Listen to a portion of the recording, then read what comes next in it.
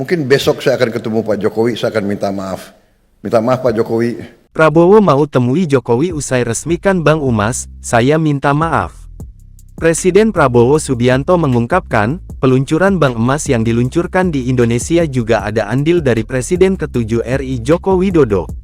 Lantaran persiapan layanan Bank Emas Pegadaian dan Bank Syariah Indonesia hingga mendapatkan izin OJK, butuh waktu 4 tahun. Prabowo pun mengucapkan terima kasih kepada Jokowi dan meminta panitia peluncuran Bank Emas seharusnya juga mengundang Jokowi. Sekali lagi, saya harus ucapkan terima kasih Pak Jokowi. Seharusnya, tolong seskap ya, kalau ada program yang jasanya pemerintah sebelumnya banyak, presiden sebelumnya harus dihadirkan juga. Mungkin besok saya akan ketemu Pak Jokowi, saya akan minta maaf.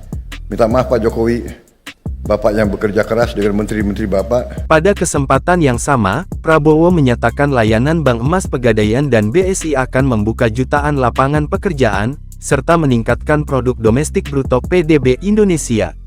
Bank Emas sebagai bagian dari ekosistem perdagangan emas di dalam negeri, juga akan membantu pengendalian stabilitas moneter melalui mekanisme likuiditas emas kepada bank emas.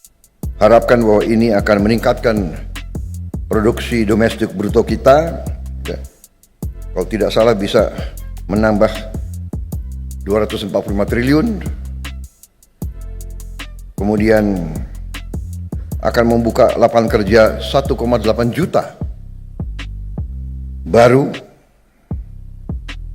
memperluas devisa, membantu menghemat devisa negara, karena dari hulu hingga hilir emas akan diolah dan disimpan di dalam negeri dan tidak mengalir ke luar negeri.